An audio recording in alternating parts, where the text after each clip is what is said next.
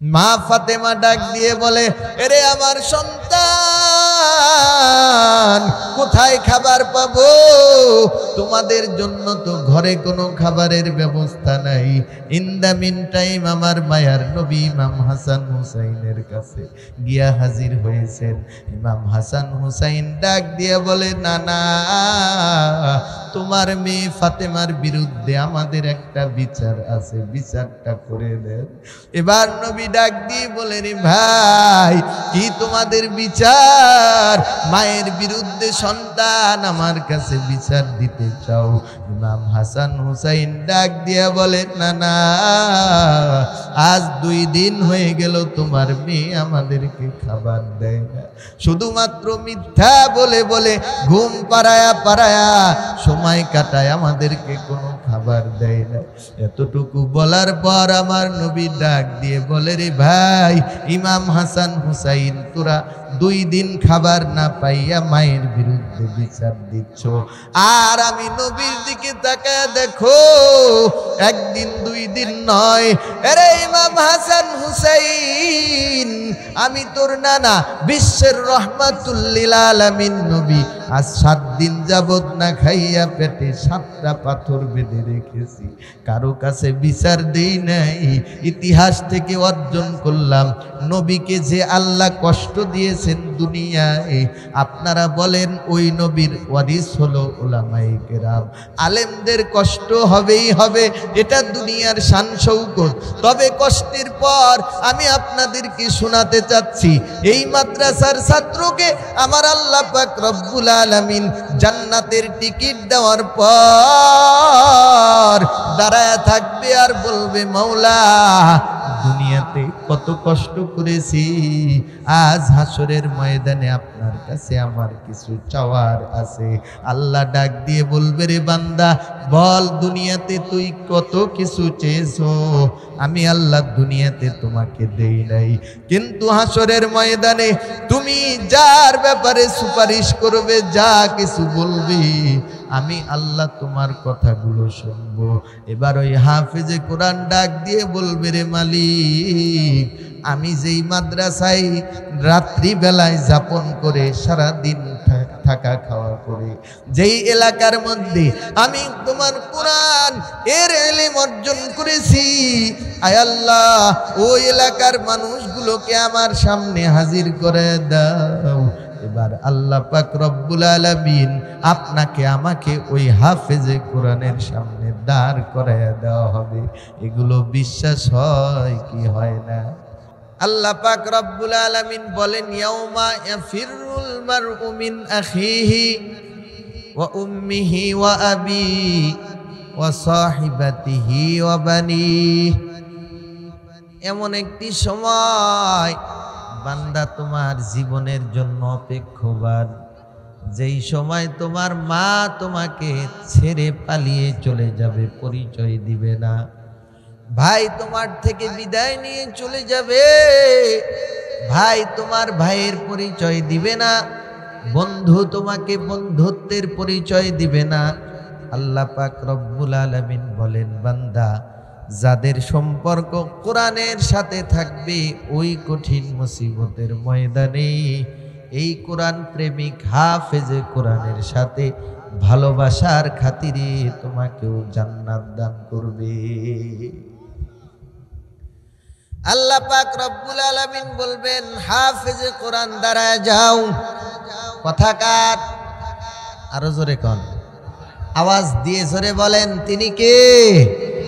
আল্লাহ পাক বলবেন, দাঁড়াও, হিসাব দিয়ে যাও, কি তোমার আমল নামা। আল্লাহ পাক ওই দিন কেমন সুরত ধারণ করবে? আল্লাহ পাক কালামে পাকের মধ্যে বলেন, লিমানিল মুলকুল ইয়াউম লিল্লাহিল ওয়াহিদিল কাহ্হার। ওই দিন আমি রাগান্বিত আল্লাহ হিসাবে দাঁড়িয়ে যাব, কোন নবী রাসূল পর্যন্ত সাহস পাবে না আমার আল্লাহর সামনে দাঁড়ায়া 2টা কথা বলবে, এমন কোন নবী রাসূল পর্যন্ত পাওয়া যাবে না। এমন একজন নবী পৃথিবীতে ছিলেন, নাম তার মুসা আলাইহিস সালাম। আল্লাহ যদি দুনিয়ার তার সাথে কথা বলেছেন, আল্লাহ বলেছেন একটা কথা, জবাব দিয়েছেন কয়েকটা। উদাহরণ কালামে পাক, আল্লাহ পাক বলেন ওয়ামা তিলকা বিয়ামিনিকা ইয়া মূসা, মূসা তোমার হাতের মধ্যে কি? আপনারা বলেন মানুষের হৃদয়ের মধ্যেও যা আছে তা জানে কি? আরো জোরে বলেন মূসা নবীর হাতের মধ্যে কি আছে এটা আল্লাহ জানে কিনা? আল্লাহ জানেন, তারপরেও জিজ্ঞাসা করেছেন। তার কারণটা হলো আমার আল্লাহ চায় পয়গম্বর তার বন্ধুর সাথে যত কথা বলা হয় ততই মজা লাগে, ততই মজা লাগে। মোবাইলে ছেলে মেয়ে কথা বলে, বলতে বলতে একটা সময় এমন চলে আসে ছেলে মেয়ে বলে আর কতদিন মোবাইলে কথা বলবো, আসো এবার দুজনকে দেখা সাক্ষাৎ করি। আপনারা বলেন আছে না নাই? এই জন্যে মোবাইল আজকে জামানা সব খেয়ে ফেলাইছে। আমি মোবাইল সম্পর্কে একটা গজল লিখেছি, বলবো নাকি? দেশে মোবাইল আইছে, চিঠি বন্ধ হইয়াছে, দিওয়ানা বানাইছে, পোলা মাইয়ার মনের কথা ভাসে মোবাইলে। কথা বলেন না কেন? দেখো মোবাইলে হাই, দেখো পোলা মাইয়ার মন বাধা ফেসবুকে এখন, মোবাইলে চ্যাটিং কইরা কাটায় সারাক্ষণ।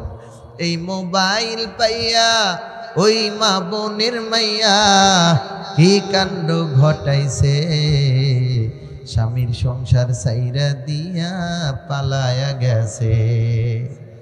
কথা কন? এই মোবাইল পাইয়া ওই মা বোনের মাইয়া কি কাণ্ড ঘটাইছে, স্বামীর সংসার সাইরা দিয়া পালায়া গেছে। আবার টিকটক আসিয়া সব গেল ভাসিয়া। কথা বলেন না কেন?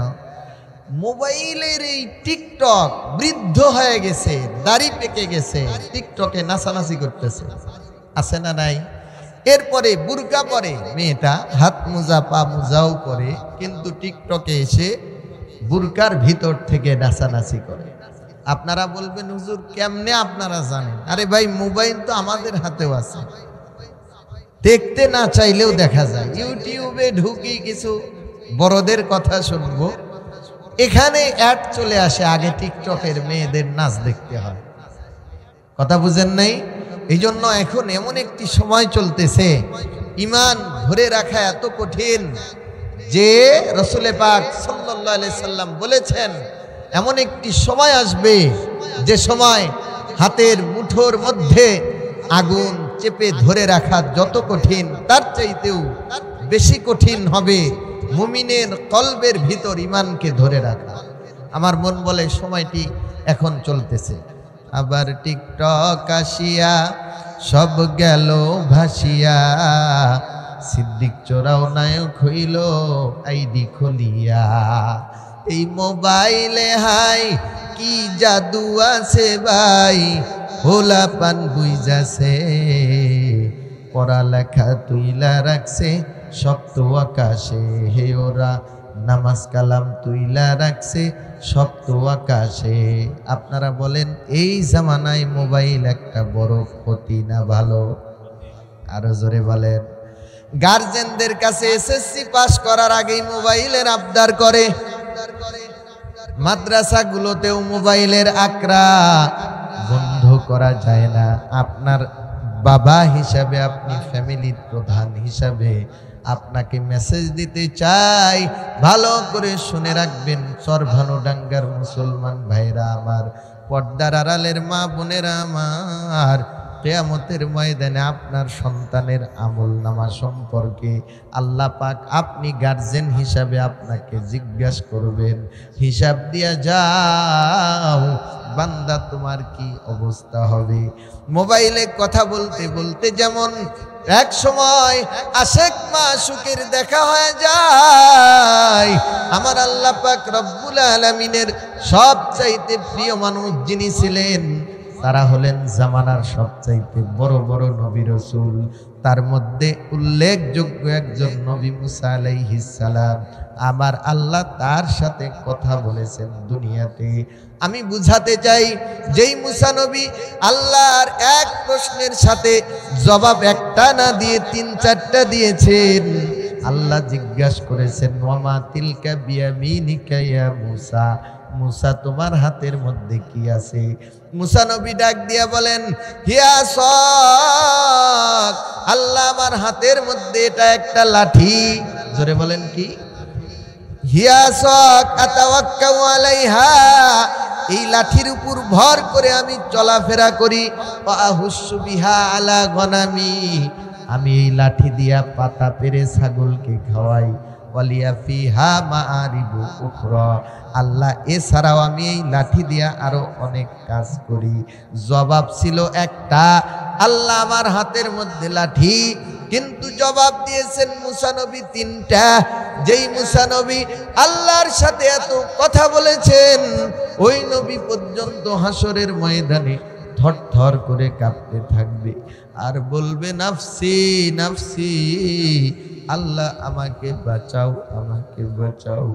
রে আমার চরভানুডাঙ্গার মুসলমান যুবক ভাই, এ আমার পর্দার আড়ালের মা বোনেরা, জমিনের উপরের মধ্যে মাথার আঘাত উপরে সূর্য, জমিনটা হবে তামার জমিন, সব মানুষগুলো বেকারার হয়ে যাবে। আল্লাহ পাক রব্বুল আলামিন বলেছেন, এ বান্দা, ইয়াউমা তাযহালু কুল্লু মুরজিআতিন আম্মা আরজাত, এমন কঠিন ময়দান, যেই দিন মা তার গর্ভ থেকে সন্তান প্রসব করে ফেলবে, মা একটু টের পাবে না। ওয়া তাযাউ কুল্লু যাতি হামলিন হামলাহা ওয়া তারান নাসা সুকারা, মানুষগুলো কেমন যেন খেলতে থাকবে, দুলতে থাকবে নেশাগ্রস্তের মতো। আল্লাহ পাক বলেন, এরা কি আদৌ নেশা করেছে? ওমা হুম বিসুকারা, না, এই বান্দারা কেউ নেশা করে নাই। তাহলে আল্লাহ কেন এরা নেশাগ্রস্তের মতো হেলতে থাকবে, দুলতে থাকবে? আল্লাহ পাক বলেন, ওয়ালা কিন্না আযাবাল্লাহি শাদীদ। আল্লাহ পাক রব্বুল আলামিন বলেন, ওই মানুষগুলো হালতে থাকবে, দুলতে থাকবে একটাই মাত্র কারণ, আযাব বড়, কিয়ামতের দিন কঠিন হবে, মানুষগুলো বেকারার হয়ে যাবে।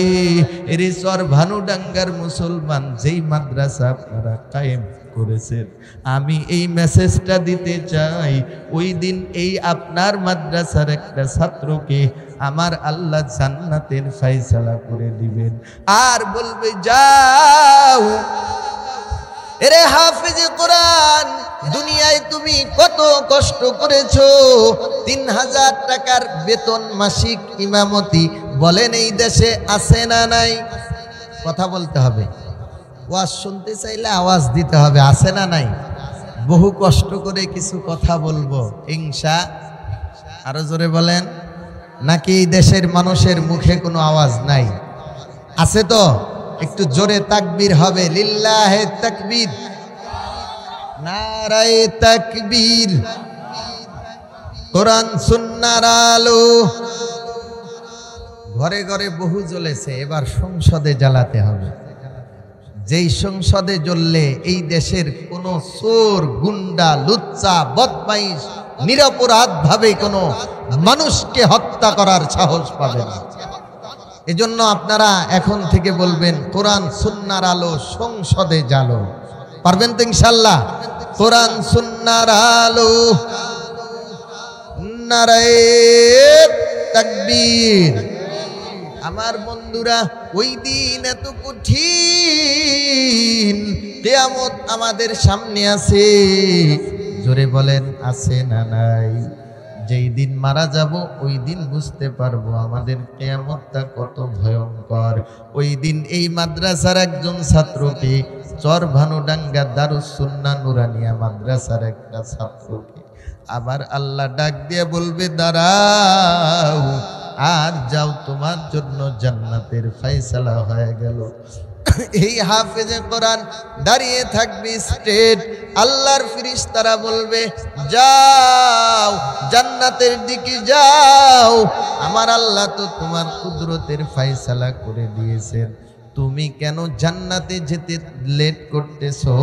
আপনার এই চরভানুডাঙ্গা মাদ্রাসার ছাত্রটা আল্লাহকে বলবে মালিক দুনিয়াতে তোমার কোরআন শিক্ষা করে কম কষ্ট করি নেই।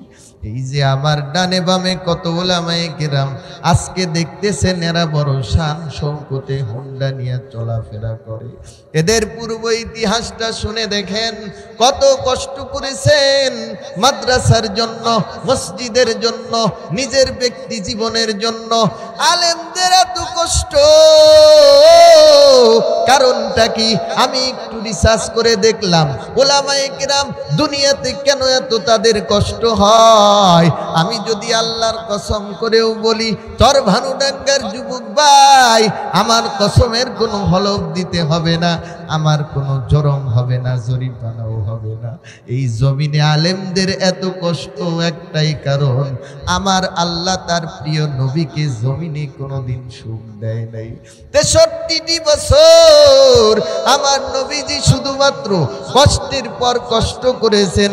জন্মের আগেই বাবা দুনিয়ায় দেখতে পারেন নাই, জন্মের 6 মাস আগে আব্বা মারা গেছে, জন্মের 6 বছর পরে মাও দুনিয়া থেকে চলে গেছে, মাকে উপায় নাই।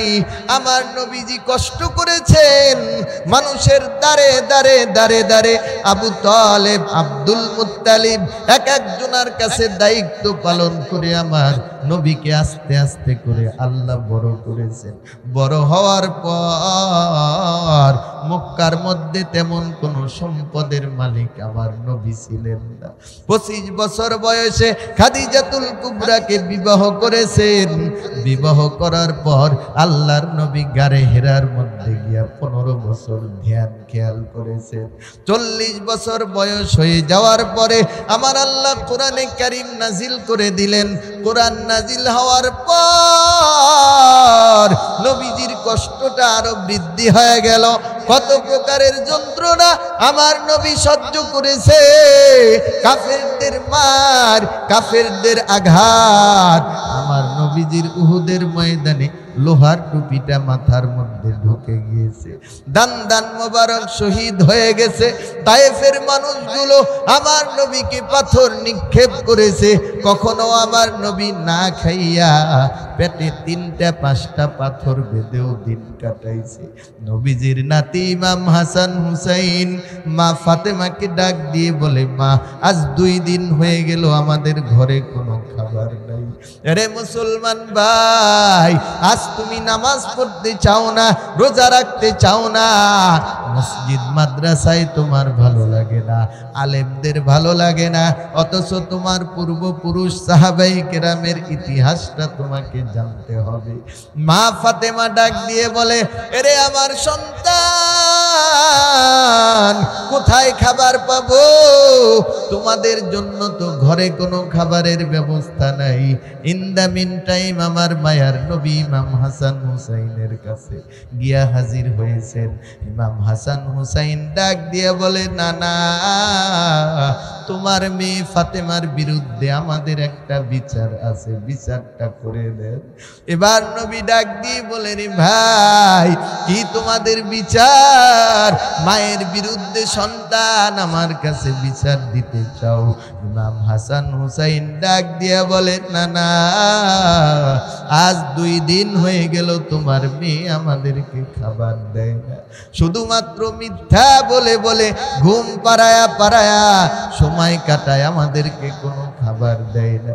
এতটুকু বলার পর আমার নবী ডাক দিয়ে বলে, রে ভাই ইমাম হাসান হুসাইন, তোরা 2 দিন খাবার না পাইয়া মায়ের বিরুদ্ধে বিচার দিচ্ছ, আর আমি নবীর দিকে তাকায় দেখো, 1 দিন 2 দিন নয়, আরে ইমাম হাসান হুসাইন আমি তোর নানা বিশ্বের রহমাতুল লিল আলামিন নবী আজ 7 দিন যাবত না খাইয়া পেটে 7টা পাথর বেঁধে রেখেছি, কারো কাছে বিচার দেই নাই। ইতিহাস থেকে অর্জন করলাম নবীকে যে আল্লাহ কষ্ট দিয়েছেন দুনিয়ায়, আপনারা বলেন ওই নবীর ওয়ারিস হলো উলামায়ে কেরাম। আলেমদের কষ্ট হবেই হবে, এটা দুনিয়ার শান শৌকত। তবে কষ্টের পর আমি আপনাদেরকে শোনাতে চাচ্ছি, এই মাদ্রাসার ছাত্রকে আমার আল্লাহ পাক রব্বুল আলামিন জান্নাতের টিকিট দেওয়ার পর দাঁড়ায় থাকবে আর বলবে, মাওলা দুনিয়াতে কত কষ্ট করেছি, আজ হাসরের ময়দানে আপনার কাছে আমার কিছু চাওয়ার আছে। আল্লাহ ডাক দিয়ে বলবে, রে বান্দা বল দুনিয়াতে তুই কত কিছু চেয়েছো, আমি আল্লাহ দুনিয়াতে তোমাকে দেই নাই, কিন্তু হাসরের ময়দানে তুমি যার ব্যাপারে সুপারিশ করবে, যা কিছু বলবি, আমি আল্লাহ তোমার কথাগুলো শুনবো। এবার ওই হাফেজে কোরআন ডাক দিয়ে বলবে, রে মালিক আমি যেই মাদ্রাসায় রাত্রি বেলায় যাপন করে সারা দিন থাকা খাওয়া করে, যেই এলাকার মধ্যে আমি তোমার কোরআন এর ইলম অর্জন করেছি, আয় আল্লাহ ওই এলাকার মানুষগুলোকে আমার সামনে হাজির করে দাও। এবার আল্লাহ পাক রব্বুল আলামিন আপনাকে আমাকে ওই হাফেজে কোরআনের সামনে দাঁড় করাইয়া দেওয়া হবে। এগুলো বিশ্বাস হয় কি হয় না?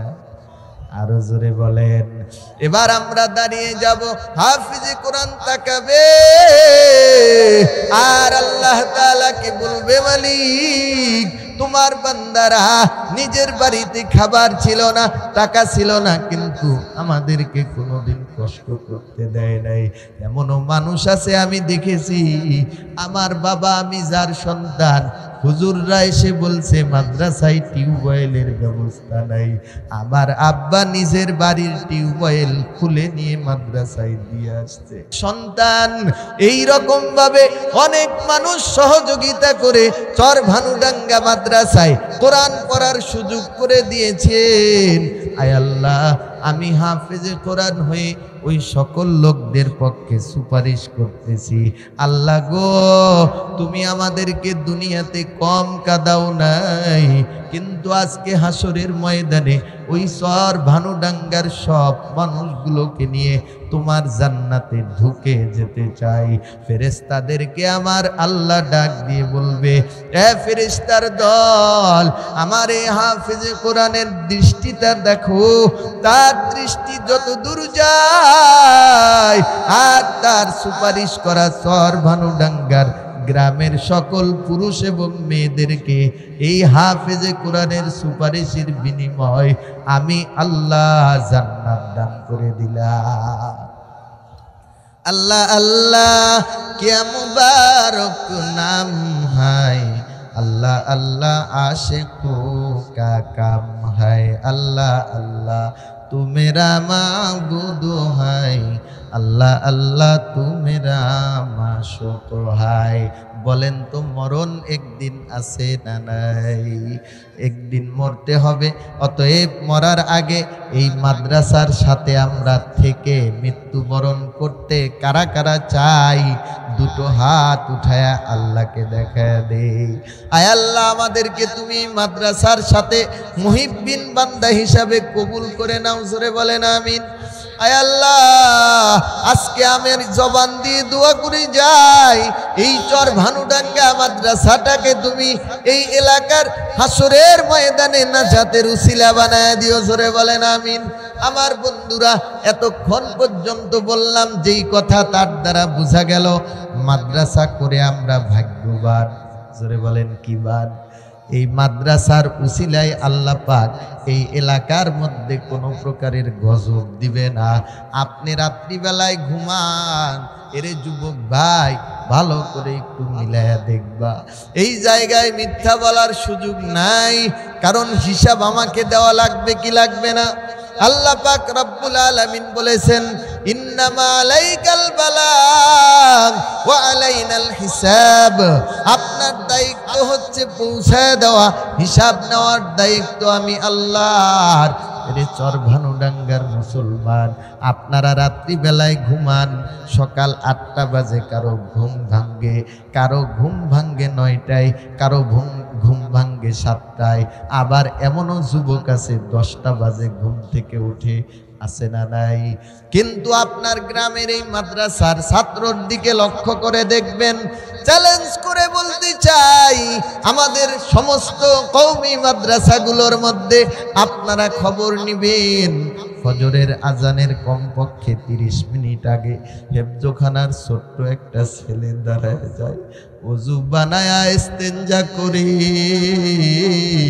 ওই ছেলেটা তাহাজ্জুদের নামাজে দাঁড়ায় যায় আর মুনাজাতের মধ্যে দোয়া করে, মালিক আমার এই এলাকার মানুষগুলোকে আল্লাহ তুমি মাফ করে দাও, আপনি আমি গুনাহগার, আপনি আমি পাপাচার, কিন্তু এই হাফেজে কোরআন ছাত্রটা কোনো গুনাহগার নয়। এই হাফেজে কোরআনের ছাত্রটা আপনার আমার জন্য যেই দোয়া করবে ওই দোয়াটা ডাইরেক্ট আমার আল্লাহ কবুল করে নেয়। আমার বন্ধুরা, এই মাদ্রাসায় তাহলে কি করব? সর্বপ্রথম কাজ হলো দোয়া। জোরে বলেন, কি আরো জোরে কন। আমার কথা কি চলবে কিছুক্ষণ, নাকি অমনোযোগী হয়ে আছেন? ভাই, মৃত্যুবরণ করতে হবে, সকলেই কবরে চলে যাব, কবরে যাওয়ার আগে কিছু সামান করে নেওয়া যাওয়া উচিত। কি বলেন?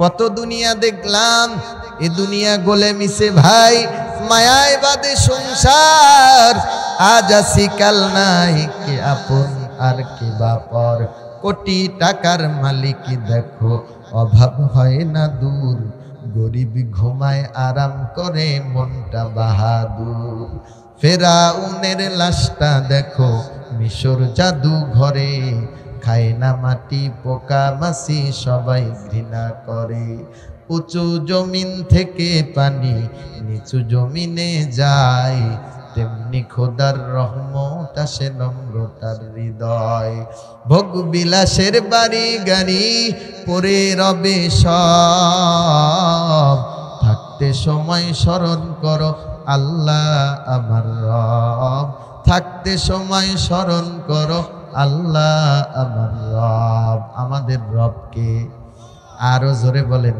কে? ইন্নাল্লাযীনা ক্বালু রাব্বুনাল্লাহ সুম্মা ইসতাকামু ফালা খাউফুন আলাইহিম ওয়ালা হুম ইয়াহজানুন।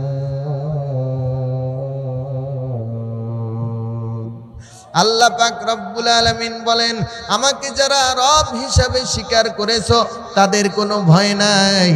এই মাদ্রাসাটাকে বড় করতে হলে আপনাদেরকে আমি বলেছি 1 নম্বরে যেটা করতে হবে তার নাম দোয়া। জোরে বলেন, নাম কি?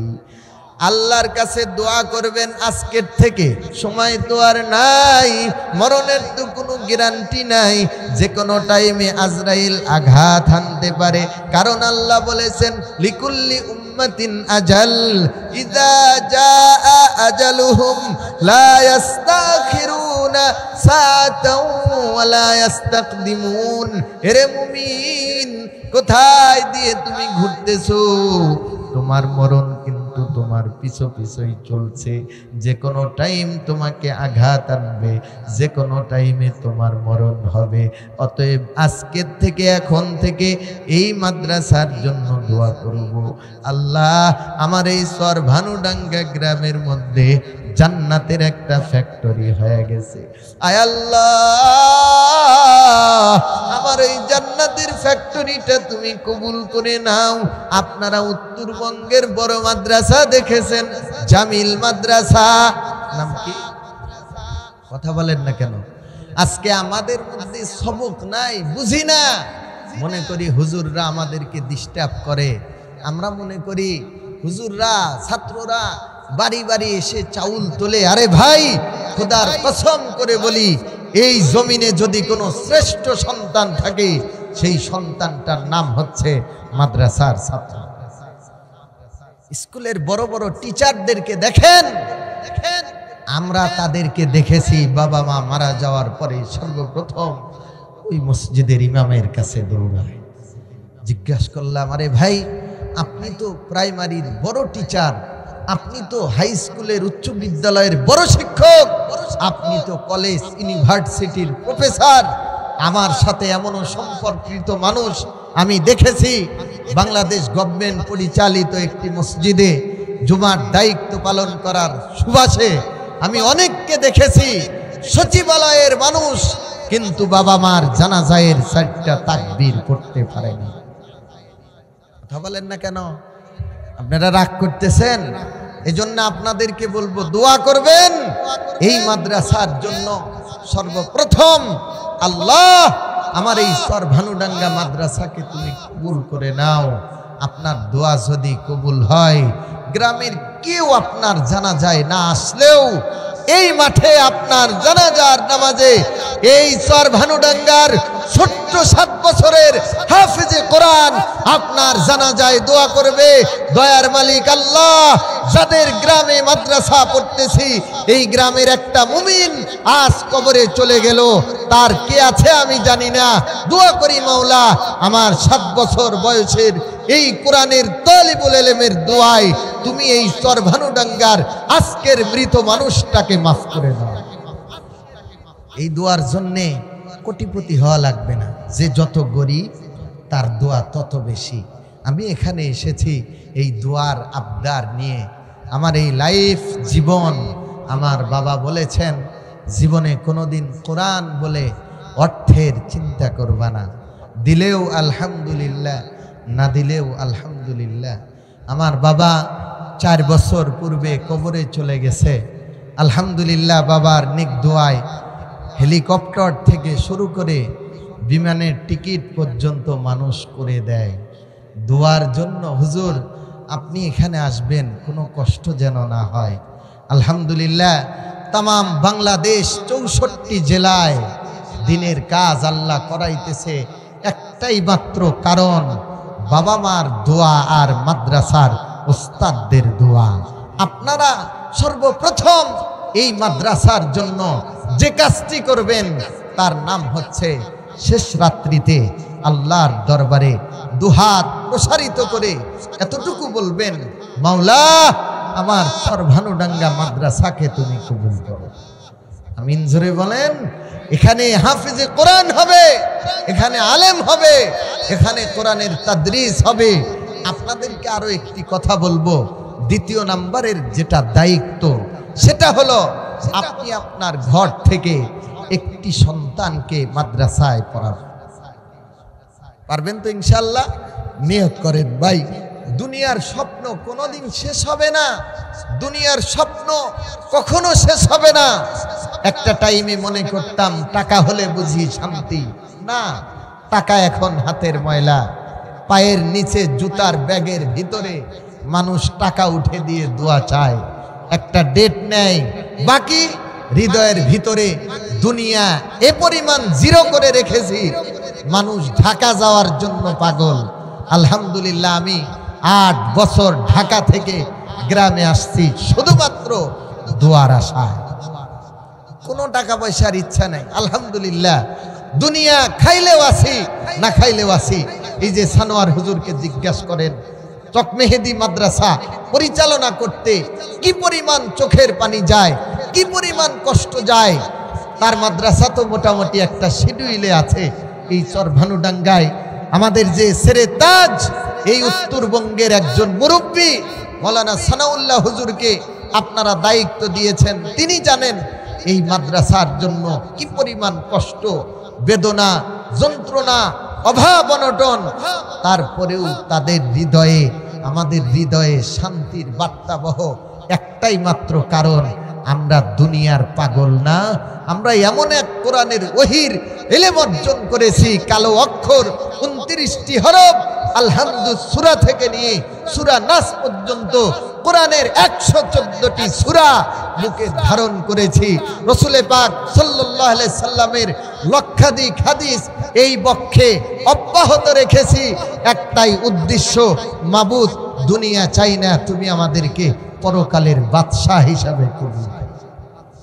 কথা বলেন না কেন? আমরা দুনিয়ার কোনো কিছুর পাগল নই। এ কারণে আল্লাহ পাক রব্বুল আলামিন আমাদেরকে এমন রিজিকের ব্যবস্থা করেছেন। আমি শুরুতেই বলেছি, অনেকে বলতো হুজুররা ভাত পায় না। আসলেই কথা ঠিক, হুজুরদের ভাত খাওয়ার সময় নাই। গাছের প্রথম পাকা ফলটা মুরব্বীরা ভালো বলতে পারবেন, ইমাম সাহেবের জন্য বাজেট। কথা বলেন না কেন? মাদ্রাসার প্রিন্সিপাল হুজুরের জন্য বাজেট। ক্ষেতের প্রথম ধানের আবাতের চাউল দিয়ে এখনো আমার মুরব্বী যতদিন বেঁচে ছিলেন, আমার মরহুম আব্বা নব্বরাল্লাহু মারকাদাহু ওয়া জালাল জান্নাতা মাসওয়াহু, আমি আমার জিন্দেগির হালাল অর্থের প্রথম ইনকাম দিয়ে আমার আব্বার বাইতুল্লাহ যাওয়ার টাকা দিয়েছিলাম। আমার আব্বা বলেছে, আমার ছেলে 3 মাস চাকরি করে এত টাকা পেল, আমার সন্দেহ, বাবা তুমি কি হারামের সাথে সম্পৃক্ত? আমি বললাম, না বাবা, আমি আপনার ছেলে হয়ে হারামের সাথে সম্পৃক্ত হতে পারি, আপনি এটা বলতে পারলেন? আমার আব্বা টাকা হাতে নেয় না ততক্ষণ পর্যন্ত যতক্ষণ না সে নিজে আমার অবস্থান ঢাকায় গিয়ে দেখে। আমাকে বলল, আব্বা আমি তোমার টাকা নেব, কিন্তু তার আগে তুমি কোথায় কি করো এটা আমি একটু দেখতে চাই। কারণ আমার হৃদয়ের ভিতর সন্দেহ, এই 3 মাসের মধ্যে বাইতুল্লাহ যাওয়ার টাকা, হজের টাকা আমার ছেলে কোথায় পেল? হুজুরগিরি করে মাদ্রাসায় পড়ায়া এত টাকা পাওয়া এটা তো সম্ভব নয়। আমি বললাম, আব্বা আপনি দোয়া করবেন, আমার সাথে চলেন। গাড়িতে করে বাবা এবং মা দুজনকে নিয়ে গেলাম।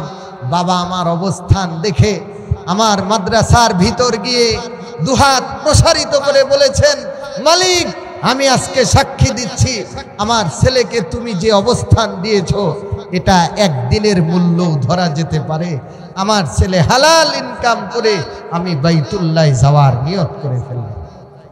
আমরা তাদের সন্তান ভাই, আপনাদেরকে বলি এটা নিজের গৌরব না? আপনি এমন বাবা হয়ে যান। আমার বাবা না, এর চাইতেও বড় ত্যাগী আব্বা পৃথিবীতে আছে। আপনি এমন একটা বাবা হয়ে যান, এই মাদ্রাসায় আপনার পরিবারের পক্ষ থেকে একটা ছেলেকে দিয়ে দেন, ইনশাআল্লাহ এই ছেলেটা মাদ্রাসায় পড়বে, আলিফ লাম মিম, আপনার কবরে আল্লাহর ফেরেশতা জান্নাতের ফলের ব্যবস্থা করে দেবে। আপনার সন্তান এই মাদ্রাসায় পড়বে, আলিফ লাম মিম। ছোট্ট একটা ইতিহাস বলে আজকের বক্তব্য শেষ করে আমি বিদায় নিয়ে যাব। আগামীকাল আমার বয়ান আছে হাজরাহাটি মাদ্রাসায়, ওখানে প্রধান বক্তা হিসাবে তারা আমাকে দাওয়াত করেছে। মনে যদি চায় ওই জায়গায় গিয়া হাজিরা দিতে পারেন, বাকি কথা ওই জায়গায় হবে। আমার বন্ধুরা 2 নাম্বার যেই দায়িত্বের কথা আমি বলেছি, বক্তা আসছে নাকি?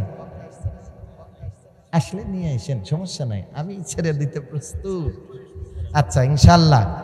আমার বন্ধুরা এই জন্যে 2 নাম্বার যেই দায়িত্বের কথা বলেছি এই মাদ্রাসার জন্য, তার নাম হলো আপনার পরিবার থেকে একটা সন্তানকে মাদ্রাসায় পড়ানোর নিয়ত করবেন। আপনারা বলেন তো দেখি, দিলের মধ্যে যেই নিয়ত বান্দা করে এই নিয়তটা কবুল করার মালিককে? আরো জোরে বলেন কে? একটু জবান খুলে সকলে একসাথে বলুন, তিনি কে? আমার বন্ধুরা 2 নাম্বার দায়িত্ব, আপনাদের পরিবার থেকে একটা সন্তান, যেই সন্তানটাকে আপনি মাদ্রাসায় দিবেন এটা আপনার 2 নাম্বার দায়িত্ব। 3 নাম্বার আরো একটা দায়িত্ব আছে, আমি সর্বশেষ বলে বিদায় নিয়ে যাব। তবে তার আগে একটা কথা আমি বলতে চাই, ওই কথাটা হলো, আমার বন্ধুরা কেন আপনার সন্তানকে মাদ্রাসায় দিবেন? তার কারণ হলো, আপনার সন্তান যদি মাদ্রাসায় পড়ে, আপনার সন্তানের পড়াপড়ির বদৌলতে আপনার জীবনে যত গুনাহ আল্লাহ তাআলা আপনাকে দুনিয়াতে করাইছেন, আপনার নফসের পিছনে পড়ে, শয়তানের ওয়াসওয়াসায় পড়ে আপনি যত গুনাহ করেছেন, আপনার সন্তান ইলমে দ্বীনের বদৌলতে আমার আল্লাহ আপনার কবরটা জান্নাতি ডেকোরেশন করে দিবে। আমার বন্ধুরা হযরত মুসা আলাইহিস সালামের জামানায় এক আল্লাহর বান্দা, তার নাম হলো আব্দুল্লাহ। জোরে বলেন নাম কি? আরো জোরে বলেন নাম কি? আমার বন্ধুরা নবী আমার বলেন, ইন্নী আহাব্বু ইলাল্লাহি ইসমানে আল আউয়ালু আব্দুল্লাহ ওয়াস-সানি আব্দুর রহমান।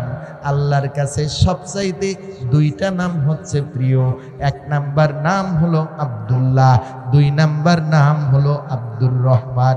আরো নাম আছে, নবীদের নামে নাম রাখবেন, সাহাবায়ে কিরামদের নামে নাম রাখবেন, ওলি বুজুর্গদের নামে নাম রাখবেন।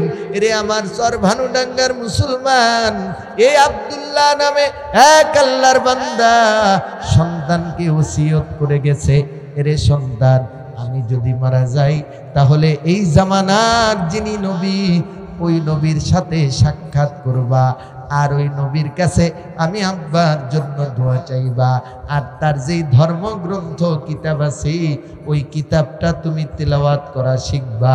আমার বন্ধুরা, এই নসিহত করে ওসিয়ত করে আল্লাহর বান্দা হঠাৎ কবরে চলে যায়, মারা যায়।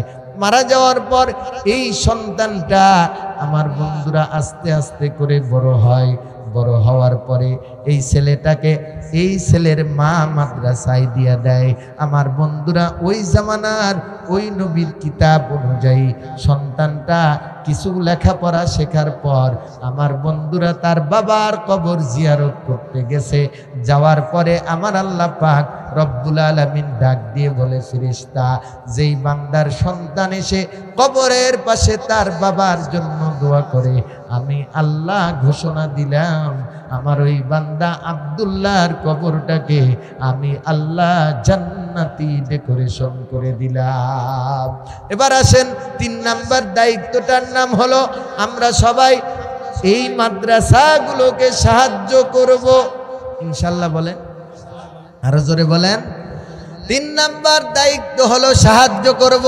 এবার আমি যদি আপনাদেরকে বলি, বলেন তো বাবা, এই দুনিয়ার কত টাকা হলে কবরে একটা জান্নাতে বাড়ি পাওয়া যাবে? পাওয়া যাবে? কয় বিঘা জমিন লিখে দিলে জান্নাতে একটা বাড়ি পাওয়া যাবে? না না, এরে যুবক ভাই, পর্দার আড়ালের মা, টাকা পয়সা জমি জমা দিয়া গ্রহ নক্ষত্র দিয়া জান্নাতের মালিক হওয়া যায় না। কিন্তু আপনি আমি যদি এই মাদ্রাসার জন্য কিছু সাহায্য করি, যা দিয়া হুজুররা একটু চট কিনে দিবে, শীত আসতেছে, ছেলেদেরকে বসার ব্যবস্থা করে দিবে, আমার বন্ধুরা এর উসিলায় আমার আল্লাহ পাক রব্বুল আলামিন আপনার বাবা মার কবর জান্নাতের বাগান বানায় দিবে। এবার আমি দেখতে চাই মাত্র 10টা 20টা লোক আমার সামনে হাজির হবেন, হুজুর আমি 1000 টাকা আমার এই মাদ্রাসার জন্য দিয়ে দিলাম। হুজুর আমার মা নাই, বাবা নাই, আমার ভাই নাই, অনেকে আছেন বিবি নেই। পর্দার আড়ালের মা বোনেরা হাজির হয়েছেন, অনেকের হাজবেন্ড স্বামী পৃথিবী ছেড়ে চলে গেছে, অনেক মা বোনের ভাই নাই, মা বাবা নাই, তাদের জন্য দোয়া চেয়ে এই মাদ্রাসার জন্য দান করব 1000 টাকা, 500 টাকা, 200 টাকা, 3000, 2000 টাকা দেওয়ার মতো 1 নাম্বার কে আছেন? দাঁড়িয়ে যান, হাত দেখার, নাম বলেন, টাকা বলেন, আমি দোয়া করি আল্লাহ তোমার বান্দার দান কবুল আর মঞ্জুর করে নাও। নাম কি? নাম কি? নাম কি? নাম কি? জি